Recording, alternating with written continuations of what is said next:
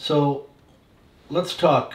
And if you could, just we'll start over here as I look at my screen. Peta, will you introduce yourself, and then we'll just all go John and Louis and Katie and Brother Johnson. We'll go you last. Okay. I'm AHMANI Matthews. Peta is my nickname, as you just called me. Yeah. Thanks for joining. You're a college student. Yes, WVU, West Virginia.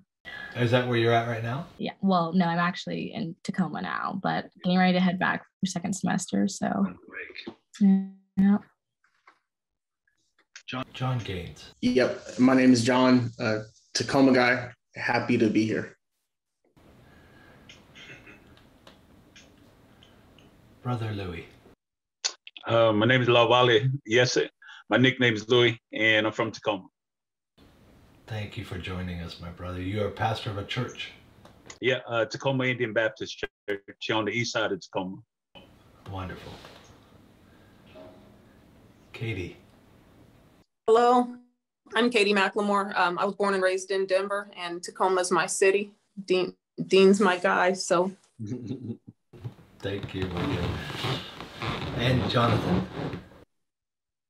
My name is Jonathan Johnson. I was born in New Mexico and came to Tacoma with the Army. And yes, Dean is also my guy as well. Thank you. Thank you, my friend. John, let's start this conversation with you. You and I served together on the Tacoma NAACP. You're the president of the NAACP here in Tacoma Pierce County. Why does Dr. King matter in 2022, and why should churches be talking about these issues? Why not just leave it to people like the NAACP? Or no, that's a wonderful question, Dean. It appears to me that, as I reflect on Dr. King, that he, being an educated man and being a man of the cloth, he thought it important that if we say something, that what we say should have the works behind it. The word is very clear about that. Faith without works is nothing. Right. And he read the founding documents of the United States, and in those founding documents, he found these contrasts, these drastic contrasts where we say one thing and do another. Right. And because he brought those things out, churches all over America got a chance to see children being pelted with water hoses and tear gas, and people being beaten, and people in churches that weren't Black churches all over the country, people came out. There's a friend of mine who was one of those who took the trip down to the South, and the freedom rides and right. The things that they were fighting for and bringing to the attention of the country, that they had a narrative in their head that said, we're good, we're not doing anything wrong. And then they found that our nation was doing things on a regular basis. And I'm reminded of the books, and I don't know which book it talks about, where history, and he brought the history, the books that they need to read. And as he read the book, he tore his clothes when he realized they weren't doing what the word says. So it's important for churches to know we can all go astray. We can all get the idea that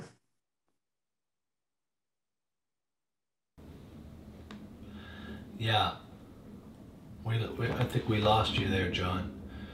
But this is Pastor Louis, this is a moral issue, is it not? Yeah. How do you deal? How do you process it with your congregation? Generally speaking, on a normal basis. There is, the Native Americans have a rich history of being oppressed.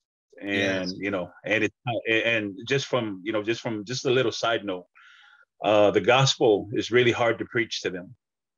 And he said the hardest person to preach to is a Jew. You meet a Jew and they're the hardest people to reach. And I have not ran into a Jew. I had a Jew missionary come to our service, and he pleaded with Christians and, you know, the church members to preach to the Jew. And, you know, if they come across a Jew, preach the message of salvation. And so preaching to Native Americans, they call it the white man's gospel, the white man's religion. And our aim is to make sure that when it comes to the gospel, that there is no segregation, that it's for everybody and anybody. Yes. And that's the way it's been. And so when I think of Dr. King, I put him with the courageous people in the Bible. Moses, for once, you know, he had, for a minute, he was going to do his own thing. But if it wouldn't have been God who called him to go back to lead his people out of Egypt, he would have still probably been in the desert. And so even Dr. King had that call on his life, and he put that into practice. You know, he put his Christian, everything he learned. And Dr. King could have took all his education and everything he learned and just been selfish. Could have been, you know, making sure that he was good, his family was good, and just did that. But he did more than that. He made sure that, you know, whatever he had, whatever talents, whatever gift he had, his education, his sacrifices he made, that he made sure that it was worth it, to not just for his family, but for all the minorities and everyone who was oppressed. And you know, and I don't want to leave even Esther. Esther had her time. Her uncle Mordecai was asking her to do something because the Jews were being oppressed, and had asked her to do something because if she doesn't do anything, the salvation for the Jews are going to come somewhere else. But even in her, she could have lived selfishly. She could have said, it's not my problem. Right. So many people nowadays say it's not my problem, but Dr. King didn't live like that.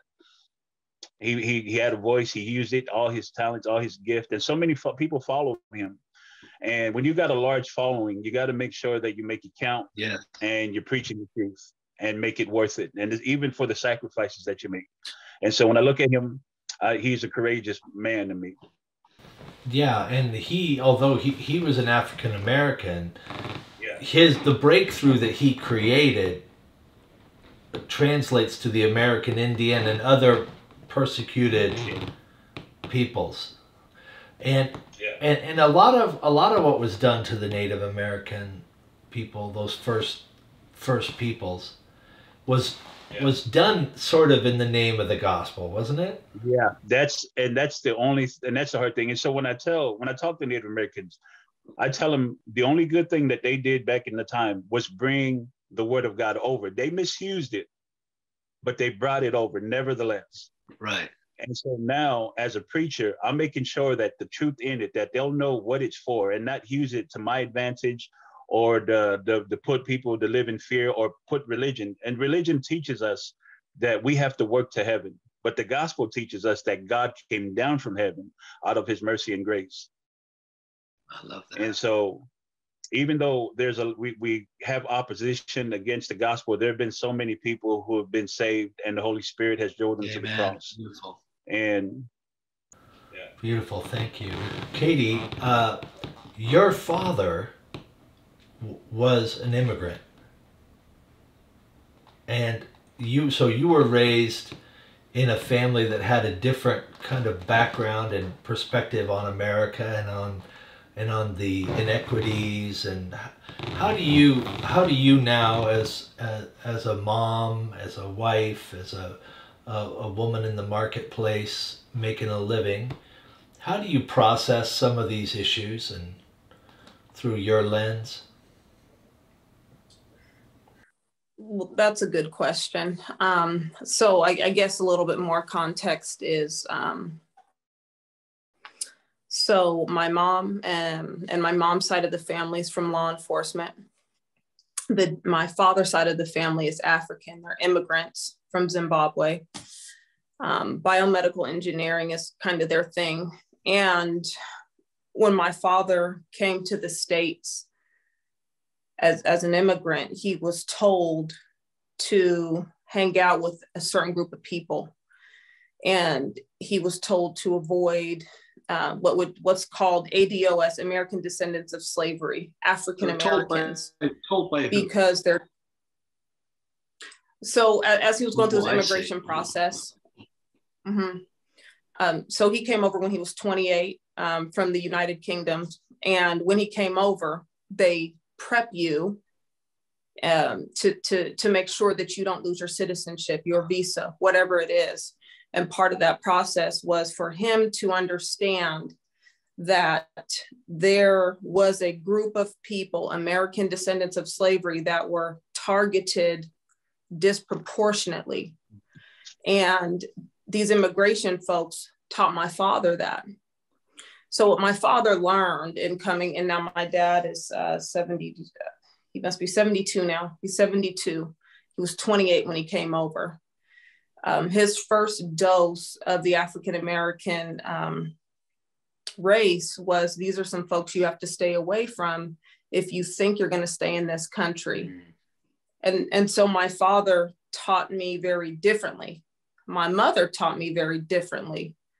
And I have learned very differently, but I think they're all very rich experiences and they're all very valuable. Yeah, thank you for that. That's so good. And we forgive you for being a Denver Bronco fan. Because one thing I know for sure about Louis is he's an Oakland Raider, or whatever they are now, Las Vegas or whatever. They change every year and a half. John, you're out there talking to classrooms, school assemblies. You represent the city of Tacoma on various levels. How we doing, man? Are we making progress? Yes, I do think we are making a lot of progress. And one of Dr. King's books, he asks the question, he posed the question, where do we go from here? And that's a question that I kind of ponder on a daily basis. I recently took a trip to Queens to speak in some schools.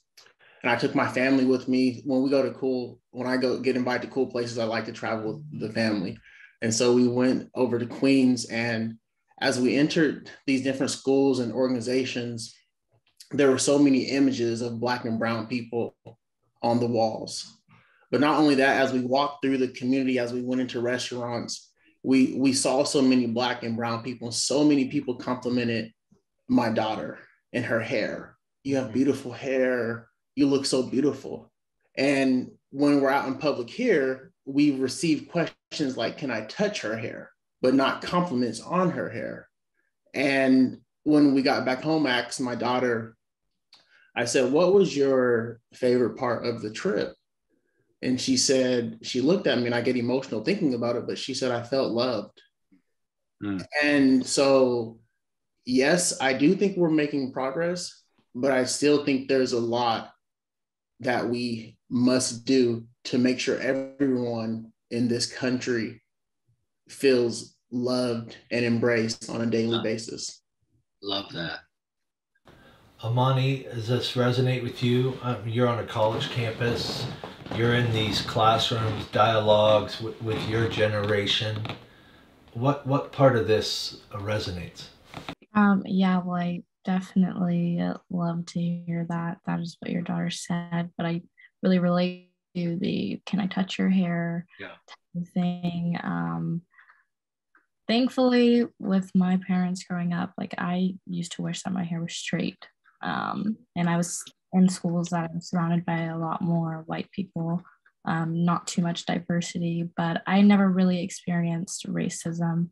So I'm thankful for that, like in my own circle and who I was interacting with. But one thing my mom would always tell me when I always wanted to straighten my hair was she made sure that I knew my hair was beautiful. And now I'm so glad, because I love my hair and I have learned to embrace that and that part of my culture and that side of me. But when I was younger, to me, it was just so many girls around me have straight hair, and I like how my hair looks when it's straight, you know?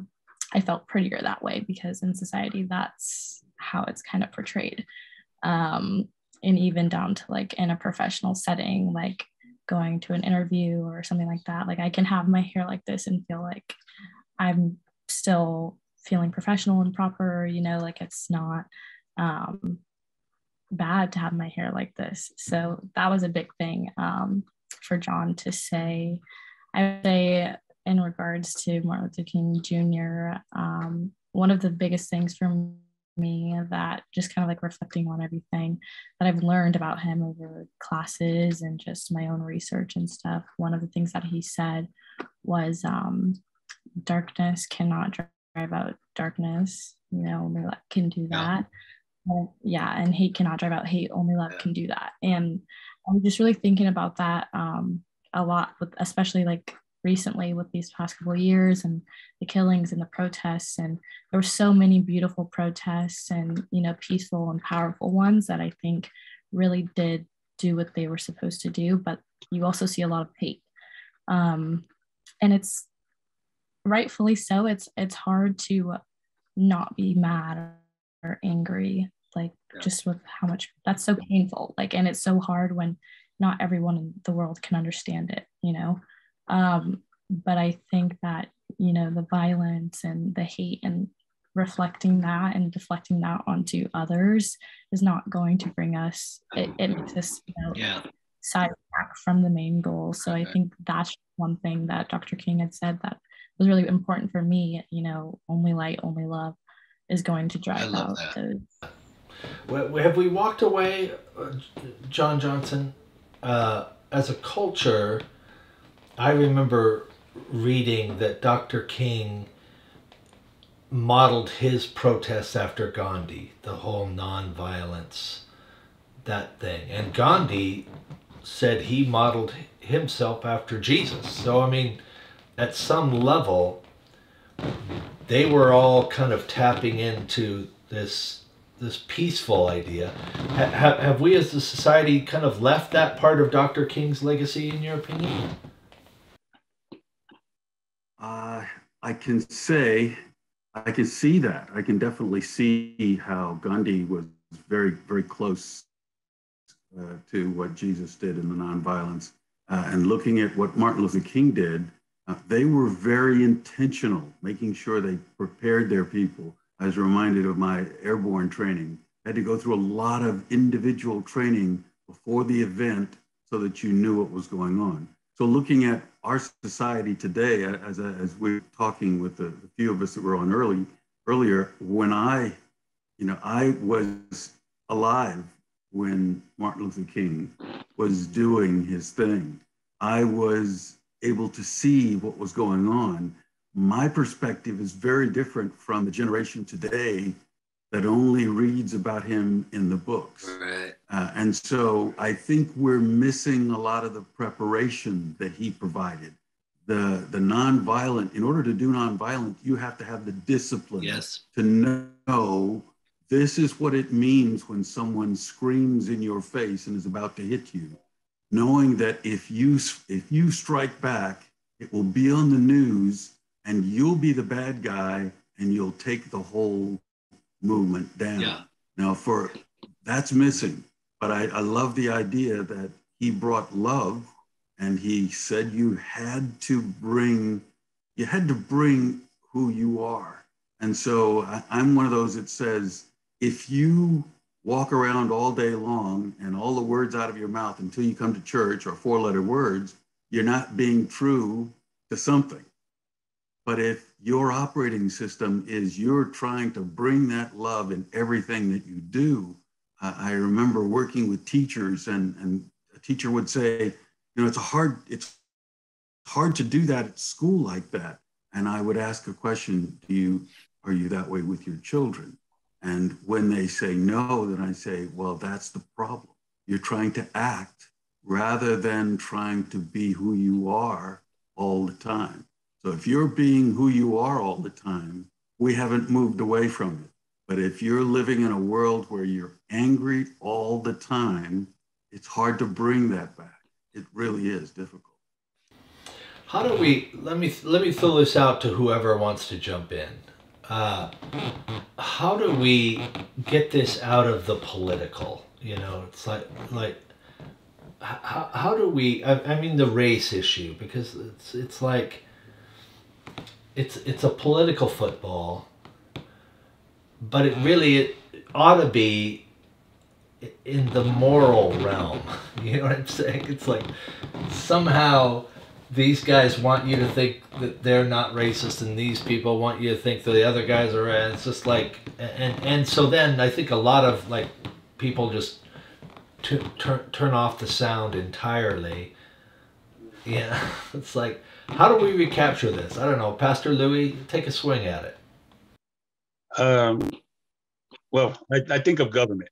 You know, when politicalness is brought up, I think of government, and God, obviously, the Bible teaches us that He set up the government, and if we want to get rid of it, we're gonna have to put people in there who fear God.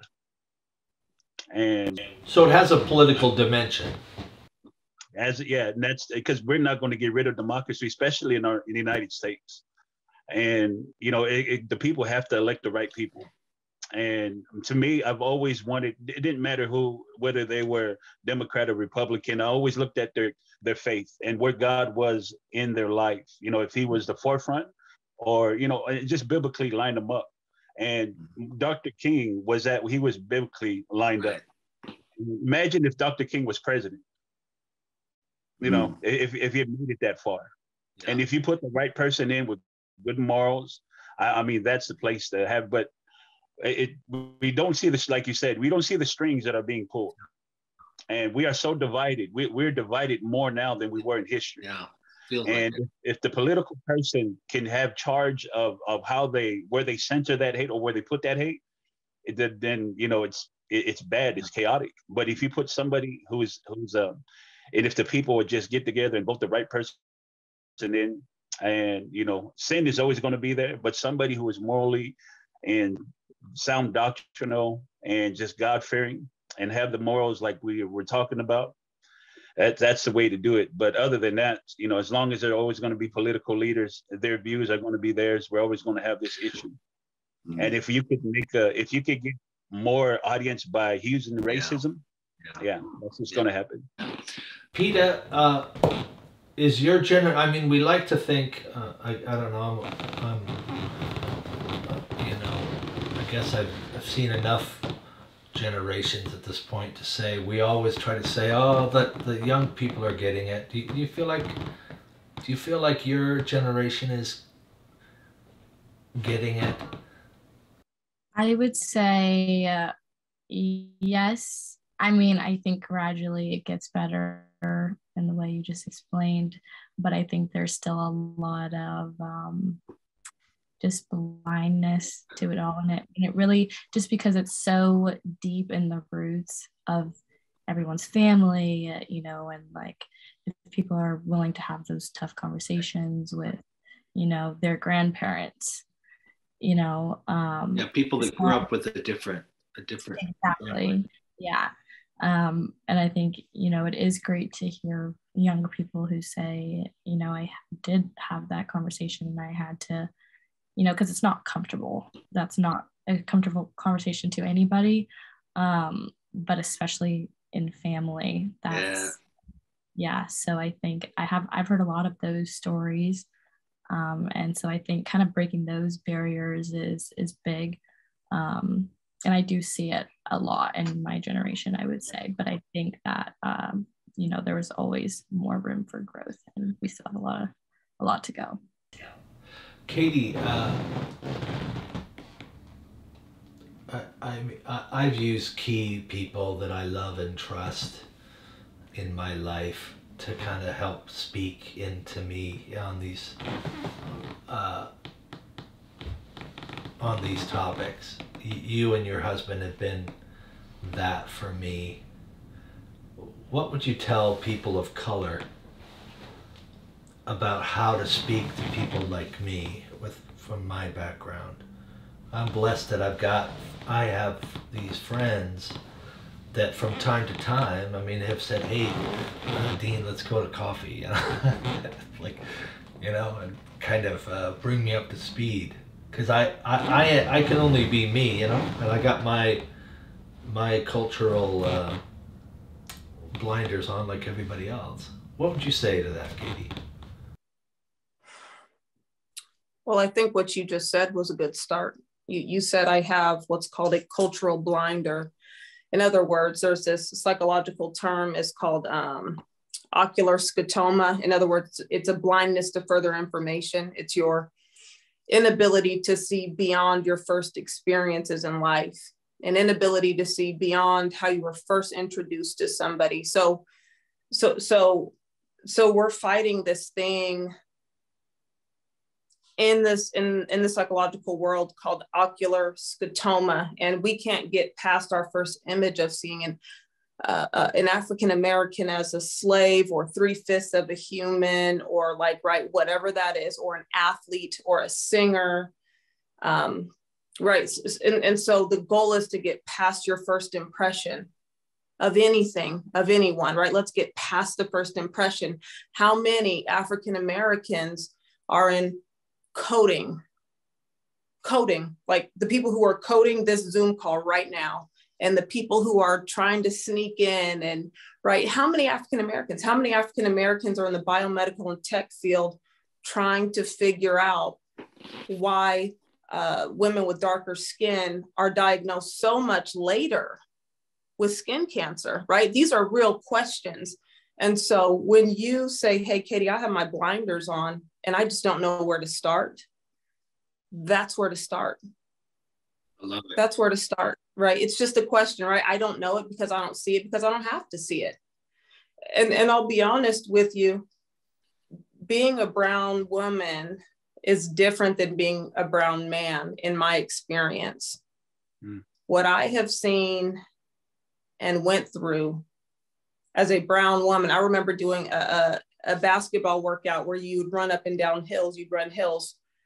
Well, I was running a hill and I heard sirens behind me, and there was a robbery a few blocks down. Police come, they throw me on the ground, right? They do all this stuff to me, right? Because they don't think I'm working out for sports or for a scholarship, right? It must be because I robbed the store. But then they learn that this brown girl has white family members who could get your job, right? And then you all of a sudden you think really different. Oh my gosh, I'm so sorry, right? And so I have walked in the path of being pushed on the ground for no reason. And I've walked in the privilege of my father pulling up in a Ferrari because he helped do this, you know, he helped pioneer this awesome new kit to help swab people for HIV and AIDS in South Africa. So I've seen both sides of it. And the question is there a way where we can fill in the gap? And I think you fill in the gap by saying, this is how far I can see, what's behind it. Having some level of curiosity about what's, you know, what am I missing, you know? John? And understanding you're missing it, right? And I'm missing some, and we're all missing some. So let's just talk and figure it out. John, that resonate with you, John Gaines? Yeah, it's a really great conversation so far, all of it.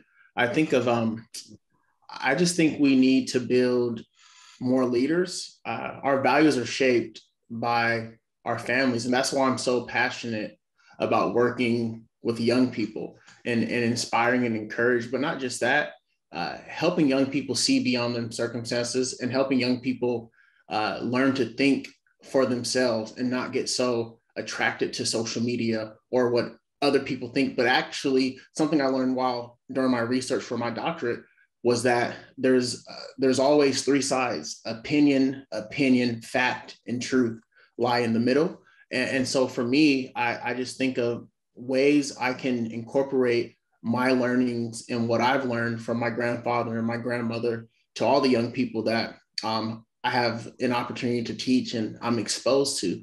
I think of David, as I tie it all together, as I think about leadership, I think of King David and Samuel. He served before he slayed Goliath. And I think oftentimes people want to be great without a willingness to serve. The quote behind me on my wall, everybody can be great because anyone can serve. And so at the core of who I am, I try to go into schools, and I never forget that Dr. King wasn't just a great activist or a great leader. In my opinion, he was one of the greatest preachers to ever live. He preached the gospel, and I still could listen to his messages, and I'm brought to tears when he articulates and preaches the gospel and the love of Jesus Christ. Yeah. And so for me, I try to take that same message into schools to help build leaders. If you want to be great, if you want to see change, serve. Let's close with this. I'd like a little lightning round. Peter, I'll start with you, and we'll go to you, John, and Louis, and Katie, and John Johnson. We're going to end with you. To your point, John Gaines, Dr. Gaines, this man was a preacher, and he had his roots in the Word. I want you guys to speak directly to Jesus people, because most of the people that watch this podcast, if they're going to catch it on YouTube or see it in a service, predominantly these are going to be followers of Jesus, but none of us have got it entirely together on this topic yet, So give me 30 seconds. Look at the camera and say, hey, Jesus person, here's where you start. Peter, talk to the congregation. I want you to picture that church. You've been there many times. What do you want these Jesus people to know? I would say to just start with love. Nobody is a know-it-all. You have to ask questions. There's things I don't know. There's things we all don't know. Like that was mentioned a lot throughout here. Just learn. There's never enough questions. There's never, a bad question. Learn, and don't be a know-it-all. There's so much, and there's so much to love, and be grateful. We have come a long way, and I think that's really important as well. We have a lot to go, but we've come a long way, and things are getting better, and we have to be grateful for that. Love that. John Gaines, Dr. Gaines.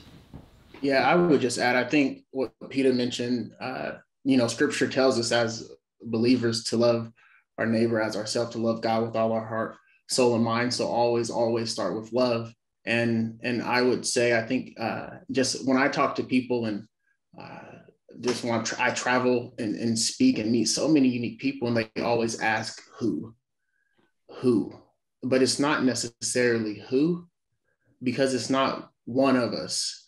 I believe collectively as a body, it has to be all of us. So as a fellow believer, I would encourage you to, I'll end with another quote from Dr. King. If we can't fly, then run. If we can't run, then walk. If we can't walk, then crawl. If we can't do anything, we have to keep moving forward in unity, because the enemy attacks our unity. So let's continue to come together in unity and continue to fight in love. I love it. Pastor Louis. I was speaking to the church, that's what the Bible calls them, the church folks, Christians. Don't be stingy. I would say don't be stingy with the gospel. In the movement, I worked 13 years in the moving business, met a lot of folks, and racism was thick from all cultures. And one thing we did, as a brother that was talking about unity, we did come together to get the job done. And there was a lot of hateful slurs and things said, but one thing I was never stingy with was with the gospel. Everyone got the gospel. It didn't matter to me. And, toward the end, we will be ruled by one world order. There is one person that's going to rule our world soon here. And it's not going to matter what creed we talk about. We all know about the mark of the beast. And the Bible says everyone's going to get it, rich or poor, don't matter who you are. And it's not going to have to do with race, but it's going to have to do with who you worship. And so I would say to the church, be brave about the gospel. Dr. King was always brave, no matter what had happened. He knew that his life was going to be on the line.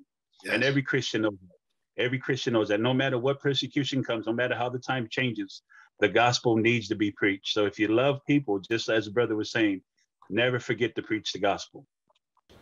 I love these. Your guys' answers are so wonderful. Katie,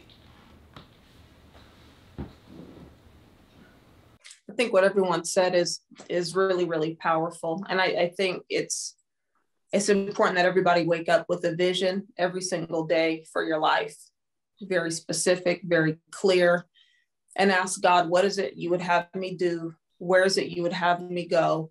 Who is it that you want me to talk to today? Because at the end of the day, we will go back to Genesis 3 before the languages were confused, right? When we all spoke in one tongue. And when we get back to a place of unity, I hope and I pray that we have all chose curiosity over contention. And I think that if we can do that, I think we can move forward. I think if we can be curious and not contentious, I think we can move forward. As Jesus people, I think we have it in us. Okay, Mr. President, close it out for us. I will close it out. And thank you so much, Dean, for doing this. It's an honor to be a part of this, to hear these different voices. And I think I will go with what I've heard. And what I've heard is we need to hear from one another. We need to listen with our two ears and speak half as much as we listen. I would say that we have the ability to do something as long as we're intentional. So I was looking at a show, it was in New Mexico, we just the night before last, and it was a man who was a doctor. His father was addicted to drugs. His sister was addicted to drugs, and he was a PA, a physician assistant, trying to change what was happening. And after his father died, he explained that in life, there are sheep, there are shepherds, and there are wolves. And we have to choose which we're going to be. When I look at Dr. King, it's very clear he was a shepherd. As a shepherd, it wasn't about him, it was about the people he met, the woman at the well. When he met the man who needed healing, he asked him what he needed. He knew what he needed, but he asked him. He wanted to engage him. He wanted to find out what he thought. And when a person feels heard, they feel trusted. If we intentionally hear each other, build the capacity to understand them and the empathy to connect with them, when we meet again, you can ask me to be on a video call, and I would love to do that.